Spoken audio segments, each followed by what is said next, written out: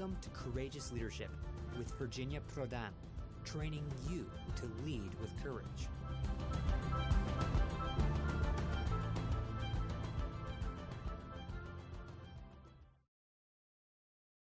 Hello, everyone. We are so happy to have you at our Courageous Leadership with Virginia Prodan podcast. I am your host, Virginia Prodan. We are so delighted for you and to be here and to be trained, and also for all the questions and all the concerns you have. Today, we have a very special guest from Albania. His name is Erin Maxhari, and we would love for you to hear what he wants to share. It's a very important part of his sharing is how he accepted Christ from a Muslim background to Christianity. So welcome, Erin, and feel free to introduce yourself to our audience. Hello, my name is Erin Maxhari. I'm from Albania. Thank you for this opportunity to share about my life. So I'm married and I have 2 kids. I finished university for chemistry, and now I'm a full-time missionary with Campus Crusade in Albania. So you grew up in Albania, but you don't know, you did not experience socialism, but your parents and your country experienced socialism for 45 years. Can you tell the audience just a little bit the effect of socialism on your country?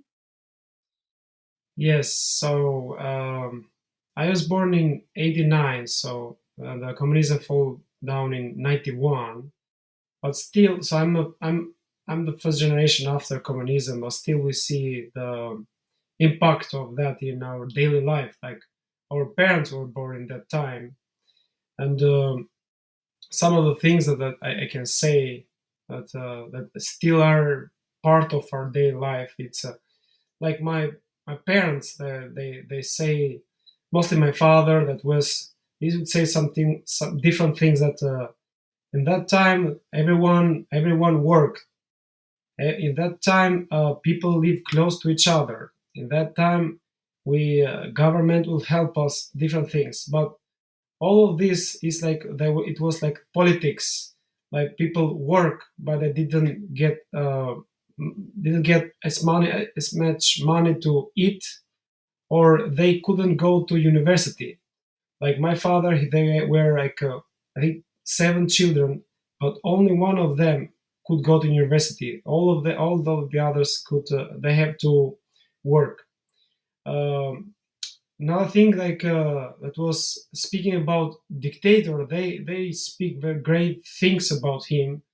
We know about many bad things that he did, like not allowing Albania to go outside of Albania, and were killed more than 11,000 in the borders. But they till now they speak good words about him. For sure that he did some good works, but in general the communism was very hard for Albania. And another thing was about religion. Albania was declared the first atheist country in the world, and it was not allowed to believe in God. It was a very dark time in Albania at the time. Some other things. Were they allowed to go to church or have a Bible? We're not allowed. No, it's not allowed to have a Bible, not allowed to go to church. Even you cannot say that you believe in God, because you'll go in jail. In jail, or sometimes they took the one family and they sent them away in another city. But that was a very shame for the family. All the people would say, "Oh, this is the family that government sent them in our city." That was a culture of shame. So if you were a very good communist, everyone will respect you. But if you're not, you speak against government, they will take many do bad things to you, put you in jail, or send you in another city. and we still feel those things that are in communism. And I think it needs some generations to let the things go. Tell us how you accepted Christ, how you moved from a Muslim background to Christianity to accept Christ as your Lord and Savior. Yeah. So since I was a child, my father used to say, because he come from communism time, that all the religions are the same. There are politics. Don't believe in any religions. Don't go in religions. I was born in Muslim family, but not just a tradition family, not strong, not practicing Muslim. But also I had this idea that I will not be a religious guy because religions are politics. I used to pray sometimes God in my personal time, ask Him to bless me or to bless my family. When I was a freshman in university, that was the first time that I heard the gospel. First time that I heard that Jesus died for me. For me as a Muslim, the idea of Jesus, I heard the idea of Jesus, like Muslims said, but I didn't know that Jesus died for Muslims like me, like I was in that time. I thought that Jesus died for Christians. So that idea really challenged my mind. But the guy that shared the gospel with me, I was not interested to hear about Christianity and Jesus. So when he finished the presentation, I said, "Okay, thank you for your presentation. I'm not interested." He said, "Do you like to come in students' meetings or social meetings?" I said, "I'm not interested at all in all of the things that you do." But this idea, Jesus died for me, what was keeping repeating in my mind.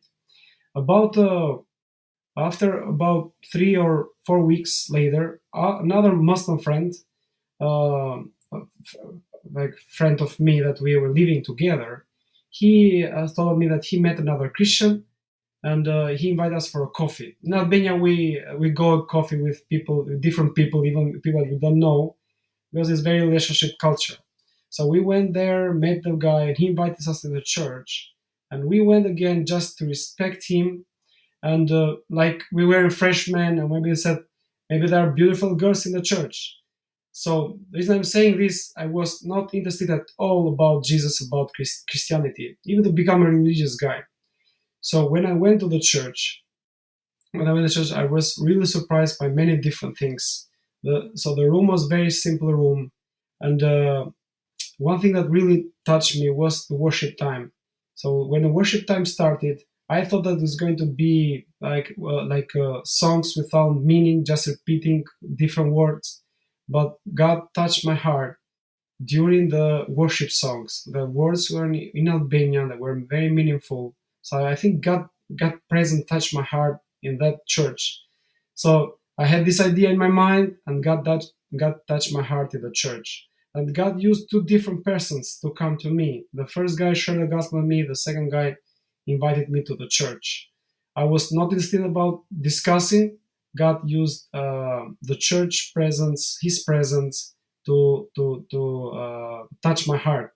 After I left the church, in afternoon, I went in my dorm. I was a student freshman. I went in my room in dormitories. I got a booklet that was explaining the gospel, and I did a prayer by myself.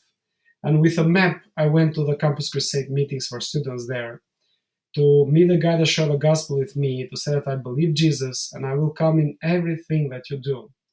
He was surprised, like, wow. And the next day we had a coffee together to explain more about Jesus. So my life was totally changed.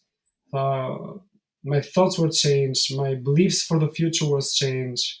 Many things changed in my life. I told to my family, I called them and I told them I believe Jesus. And I remember like this day I called them and said to them that I'm not calling you to ask for permission, because I was very sure that this was the truth. I'm calling you to let you know that I believe Jesus now and I will follow Him all of my life. Because we are not Muslim tradition, not family, not very strong family. So they will say that, oh, don't we send them you for university not to be a religious guy. So it was not a big deal for my family. Uh, was hard because so I come from a village that are 100% Muslims. So my friends, my cousins, some different time they said, "Who lied to you to believe Jesus? Who lied to you to believe Bible?" But I was sure that this was the truth. And I shared the gospel with my parents. So 6 months after me, I shared the gospel with my mother, and she prayed with me to receive Jesus. I shared the gospel with my father. He would say the same thing that he said before. That's politics. Don't speak to me about that. I encouraged my mother to go to church. So she said, yes, I will go to church. And my father started going with my mother in the church. I don't know why, still today, he just went to go with her. And he went to the church for 4 years without being a believer. It's very interesting. I would go with my father in the church, worship Jesus with him, but I didn't have courage to share with him. After 4 years, I think God pushed me, spoke to me inside of me to share the gospel again with my father. And he accepted Christ after 4 years. And they were baptized in the same day. And I cannot forget the day. My father was wearing a white big shirt, and he was saying like a communist guy like this to get baptized, and I cannot forget that. And Praise the Lord for that. Praise the Lord for that. Is such. I hope people see the difference between life under communist, socialists, and communists, and when freedom comes and people can hear the gospel, no matter your background, Muslim or whatever background you might have. Christ loves you and Christ accepts you, and you have the freedom to go to church. So we praise the Lord for that. It's like day and night. And now your country is free. It's a democratic country, and Bibles are people are able to have Bibles to go to church. Yes. So from 1991, when the communism fell, Albania is very open for religious, and evangelical church is known by the government. So we're free to go to the church, to read the Bible, free to do different activities to share the gospel. So it's and with Muslims, Catholics, Orthodox, and all religions, we are very. So it's not separation between religions. We are very respecting each other. So that is a good thing because we can share the gospel with all religions. Atheism is not a problem in Albania. So it's interesting. So communism make the atheist country, but God used it for good. So people will not be very strong Muslims or Christians, but they will say that we're not atheists. Because they celebrate their homes. So they are very open till now to share the gospel in Albania. Well, yes, that's a wonderful news. And like I said, it's day and night, socialism and democracy. You have the freedom, to have a Bible, to hear the gospel, and gospel has a transforming power over everyone. Tell us your journey from accepting Christ to being a full-time missionary. Yes. So when I became a believer in 2008, a freshman, one thing that I enjoyed since when I was a new believer, in the third week, my friend that shared the gospel with me, he invited me to go to share the gospel with others. And since the beginning, when I was a new believer, I would go and share the gospel with others. I didn't know how to explain it very well, but you know that the gospel has the power itself. It just like Romans 1:16 says. And so I was involved with Campus Crusade in Bible studies. I was involved with the church. I started sharing the gospel, and God was touching my heart about Great Commission to make disciples of all nations. And during all the 5 years I've studied chemistry, I was involved with Campus Crusade. and I was leading a few students in Bible studies, and also I did some mission trips. I did mission trips in Bosnia and Herzegovina, in North Macedonia, and later in Kosovo. So when during all of these years, because I was touched from the Great Commission, I was praying God to be a full-time missionary. I wanted to be sure about this. I prayed God if God wanted me to be a full-time missionary, and it was many months in the last year of university to praying God to lead me, and I got assurance inside of me to be a full-time missionary, and I've been enjoying this. To give all of my time to share the gospel, making disciples. That is wonderful. And if I understood you correctly from our discussion a few days ago, your mission focuses on students and high school students, college students and high school students. Yeah. Yeah, it's both college students and high school students. I've done it even separately. So I've done 2 years only with high school students, and now I'm with both college students and high school students. Mostly with college students, because in our neighborhood, in Tirana, when we do ministry, there are 4 big universities. Like it's civil engineering, so it's sports, is social science, and is agricultural university there. So I get joy from Jesus sharing the gospel with college students and high school students, and to see them growing in faith and train them and mentoring them how to reach others with Christ. I assume that the beauty is, especially with college students, is that those students will be trained, will learn more about Jesus, and maybe they will go to different cities in your country, and then they will share the gospel. And that's the beauty of this mission. And the same thing, I assume, with high school students, because they will go to college. Not all of them will go to college in your city. So it's like spreading the gospel through them, through all over Albania. And who knows, later on in the future, they might be missionaries in other countries. So that's the beauty of this. Of this mission. So you remind us again, when did you start? How many years do you have as a full-time missionary? So I started in 2013. So it's about 10 years ago that I'm a full-time missionary. One thing that I wanted to, because like you reminded to me, in these 10 years of ministry, because of God's glory, not because of my efforts, I've had so my wife and me, so we have discipled many students, and 4 of them now are full-time missionaries with Campus Crusade in Albania.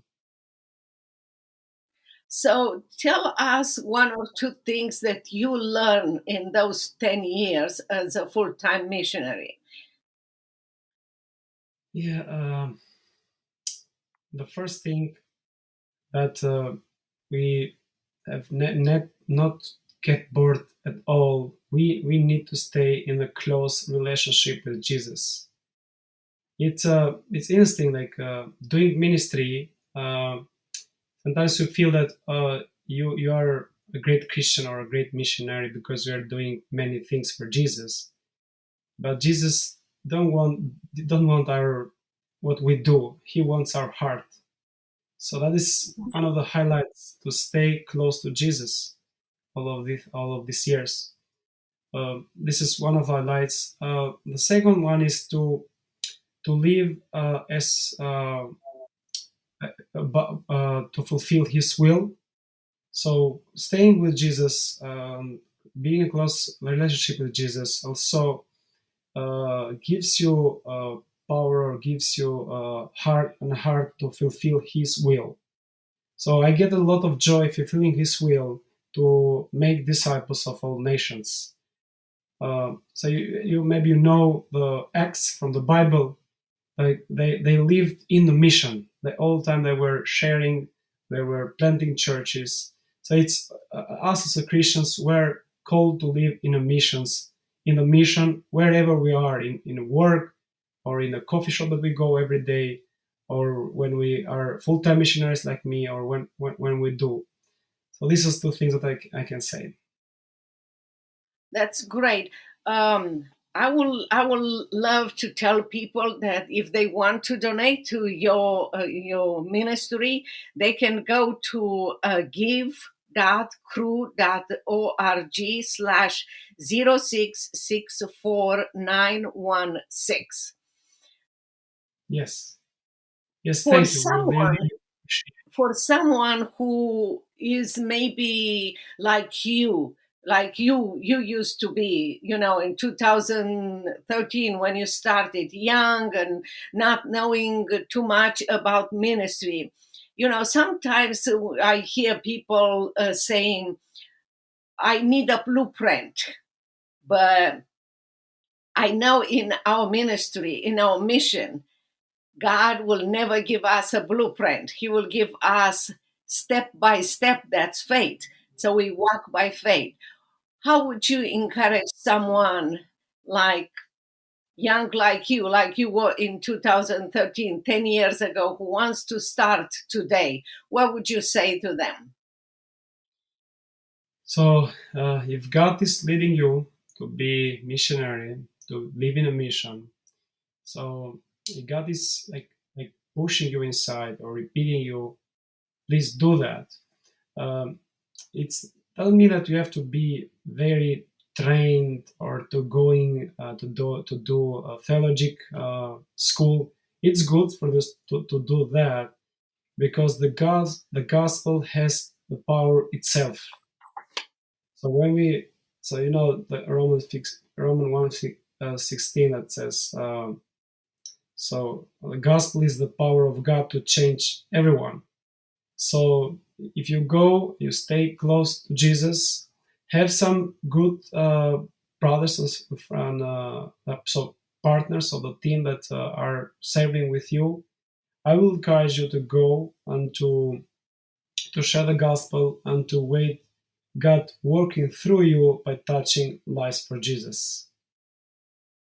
Thank you, Erin. It's so true what you said, and I hope our audience will take that to heart. And if God put on your heart a ministry, you will follow that. In fact, many times in my speeches, in my coaching events, and so forth, I'm telling people, if you have a pulse, you have a purpose.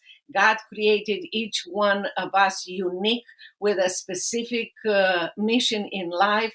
Not only that, but He will share with you and tell you exactly the mission that He created you, and He will equip you, He will train you, He will give you resources, He will open doors for you. All that God is asking is your obedience. So, Eric, we thank you so very much for your participation here. I hope people will listen and take notes of what you share.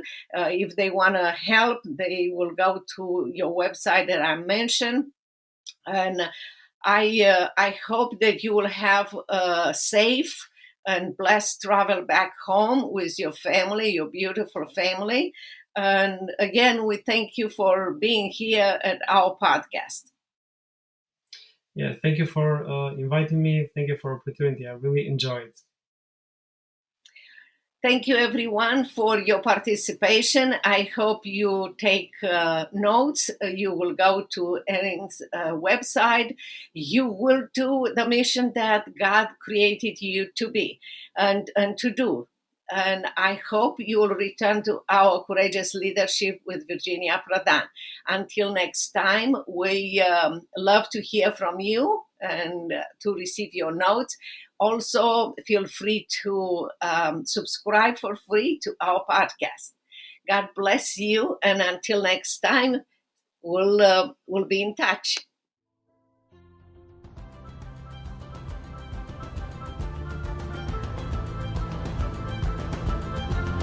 you want to know more about Virginia Prodan, her coaching program, buy her book, Saving My Assassin, or invite Virginia to speak at your events, visit virginiaprodanbooks.com.